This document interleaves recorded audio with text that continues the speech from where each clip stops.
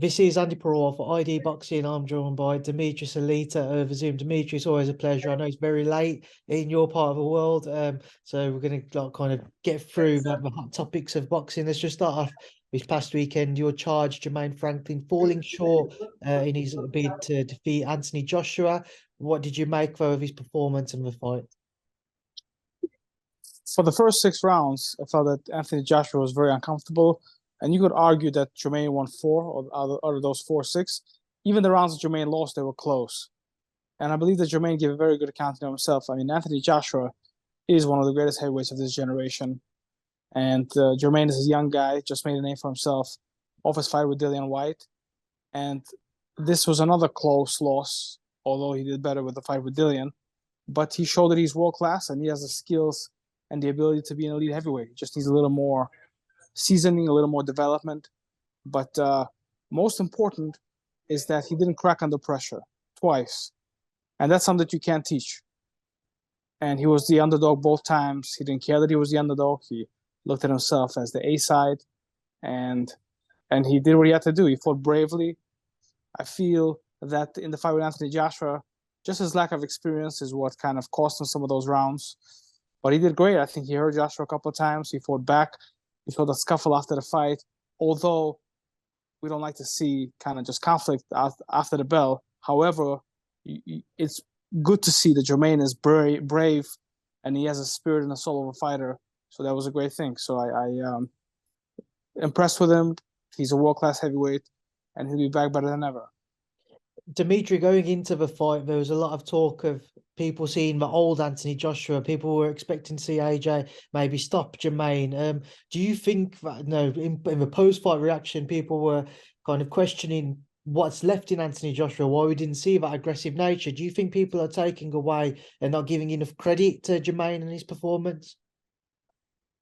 Well, no, I mean, I think that a lot of people, from what I've seen in the articles and kind of boxing analysts and social media scribes, so to say, have all given Jermaine credit and recognized that he did a great job and that he is a world-class heavyweight.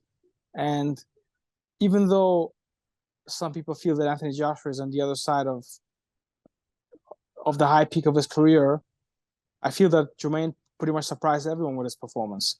And even Dillian Whyte came up to me after the fight or during the fight and said, you know what, he's doing really well.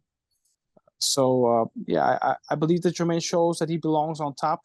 He's just, at this point, he's just a nod below the elite heavyweights. However, he lost 20 pounds from the Dillian Whyte to this fight. That's very impressive.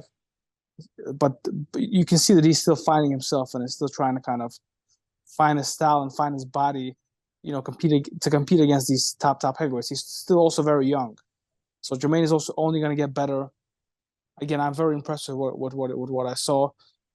His trainer, Jesse Addison, both times was able to prepare his man for 2 of the top 10 heavyweights in the world, maybe top 5 heavyweights in the world. And that's really incredible. It's going to strengthen their friendship and their relationship and their belief in one another. So I believe only onwards and upwards for Jermaine Franklin and another big name in the heavyweight division. Another big American name in the heavyweight division, which these days doesn't happen too often. Before we do come on to what next, you mentioned the fracas after the bell. We certainly got people talking. What were your thoughts on it? Well, I mean, it's the heat of the moment. It's a very intense fight. It's a very intense moment for Anthony Joshua and for Jermaine. I gotta say, I'm a fan of Anthony Joshua. I think he's a class act. I love the way he conducts himself. He's someone that you look at and you say he's the heavyweight champion of the world, and it's someone that you admire and you kind of feel that he's an athletic role model. So I like Anthony Joshua, and I like what he represents and how he talks, and how respectful he is. And I know that he had a lot of pressure on himself going into this fight, just from hearing him say things and just looking into his eyes. And I used to fight, and I spent better part of my life around boxing gyms and around champions and good boxers. So I feel like I can kind of tell. So even though Anthony is very accomplished, but he had a lot of pressure on him. New trainer, back in London, home crowd. That's not not easy. Finding a guy that he has everything to lose, nothing to gain with, kind of. So as the fight got going, Anthony Joshua The last 3 rounds had some very sharp moments. And one of the things that I liked about Jermaine, which is something that I discussed with him, and he did, is that when Anthony Joshua landed a couple of good punches against him, Jermaine came right back. And that was very good. And Jermaine reacted in a very positive way. And what a chin Jermaine has. Never hurt, never stunned, very composed. Just a couple of things that he needs to improve on. Maybe a couple of more fakes, a little more aggressive. I felt like the overhand rights did some damage to Anthony Joshua. Feels like Anthony gets caught with looping punches because he's a very good boxer. So these traditional boxing punches like the jab, the right hand, he's pretty good at slipping. But the looping punches, which are kind of unusual, he has a harder time avoiding. So Jermaine, and that was part of Jermaine's game plan. I think Jermaine did a good job going to the body. And so, yeah, respect to both men. And I think both of them are going to be bigger, are going on to bigger and better things. And who knows, maybe they're going to meet once again down the line.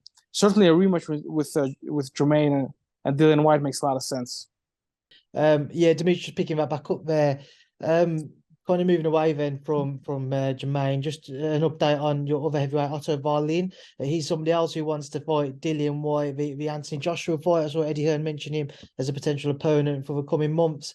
Where do things currently sit with Otto? Otto's been aching for a big fight for a significant amount of time now. I feel like objectively, if Anthony Joshua makes the fight with Tyson Fury, that's a huge fight. If Anthony Joshua fights Deontay Wilder, that's a huge fight. But I doubt they happen. So outside of those two big fights, I feel like Otto Wallin makes the most sense because Otto gave Tyson Fury objectively the toughest fight of his career, landed more punches against him than Deontay Wilder in his first fight and Vladimir Klitschko put together. He's a southpaw like Usyk. So if Joshua wants to reestablish himself on the highest level of boxing, a win over someone like Otto would really put him back in position. And for Otto to beat Anthony Joshua, I feel that would cement a rematch with Tyson Fury, which he's craving. So there's significant stories on both sides. It's a big fight for boxing. I believe that boxing fans are going to be intrigued. There's obviously the link of Tyson Fury, the link of Dillian Whyte not wanting to fight Otto or getting injured right before the fight and pulling out. I take that back. He did get injured. But he got injured the week of the fight. So I feel that there's a lot to win for both guys, and I feel that the boxing public will find the fight interesting. And the winner of this fight establish himself as an elite in the division, and certainly kind of the third man out in the Usyk Tyson Fury eliteness of the heavyweight division, the top of the mountain. Dmitry, just also curious to get your thoughts on something else which broke today. A former opponent of yours, I'm sure you've seen, Amir Khan, had tested positive from a UKAD test for a banned substance on the back of his defeat, to Cal Brook last year. What were your thoughts when you saw that news break? What were my thoughts? Well, I just saw Amir's interview, and he said that it was a very trivial amount of whatever it was. So I just saw the headlines. Sometimes the headlines are not always accurate. Certainly, looking at that fight, didn't look like Amir was taking anything. Didn't look like it didn't look like he was himself. But I don't know enough information to really comment on it. If he took it, it's not good for the sport. If he didn't take it, then I feel that Amir has been a great champion and fought a lot of great fights. So I don't know. I'm surprised that he would want to do something like that at the end of his career. So there could be reasons behind it, like a tainted supplement or something like that.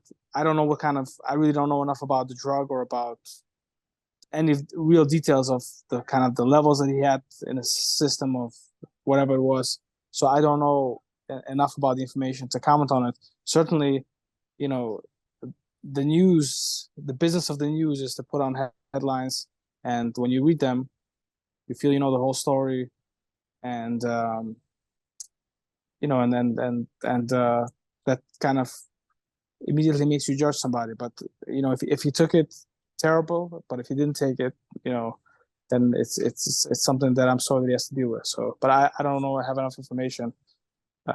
However, overall, I want to say that I'm so glad that big fights are getting that there's testing for big fights. Jermaine and Joshua both underwent VADA testing, and it's so good for the sport of boxing when when those that want to cheat get caught. So, and I believe that when these things happen, it just makes one think about it twice.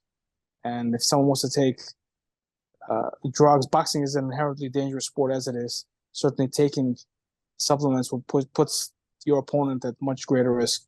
So we have no room for that in our sport, and should do everything we can to get rid of it. Dmitry, as a former opponent to Amir, does he ring any alarm bells for yourself? Going back to when you fought him. What was the question? As a former opponent of Amir's, does he ring any alarm bells seeing this news break today and thinking back to when you fought him? Well, he had a conditioning trainer, Freddie Roach's guy. What was his name? Alex Arias, I believe. Yeah, he begins with an A. I know who you're referring to, but it's slipping my mind as well. So, and I think he also trained Manny Pacquiao, right? I gotta tell you, looking back and thinking about the stuff, it's not healthy. And what happened, and Amir was the better fighter that night. And I have a good relationship with Amir now. And I wish him all the best. Seems like he's involved in boxing on the other side of the sport, and I commend it and love when fighters are involved with boxing. So whatever happened back then, and when it happened, I was certainly, bitter over it, but it led to some great things, and it was what it was.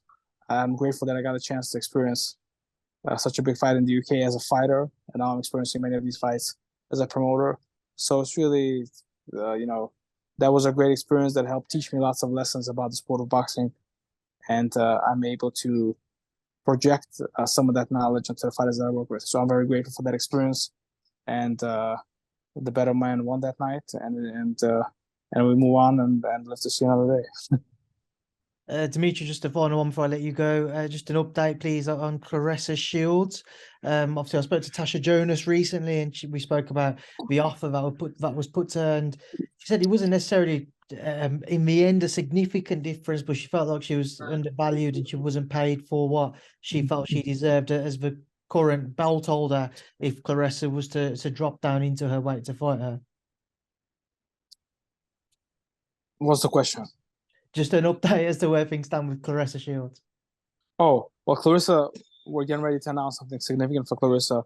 Another historic move that'll further cement her legacy in the sport of boxing.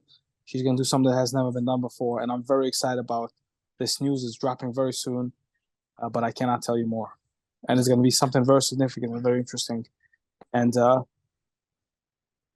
like Claressa, she's a symbol of strength and hope and overcoming, and just an incredible positive figure in the sport of boxing that transcends the sport of boxing and crosses over. So, and this next event is going to put all those things together and make an exciting night of boxing. Right, Dmitry, I know it's getting very late now. We said 10 minutes. It's probably been closer to 15, so I apologize for that. But I will leave you now to enjoy the rest of your night. Thank you. Time flies when you're having a good time. That's it. Dmitry, have a good night. Thank you. Thank you. Thanks, man. Always a pleasure. Thanks, man.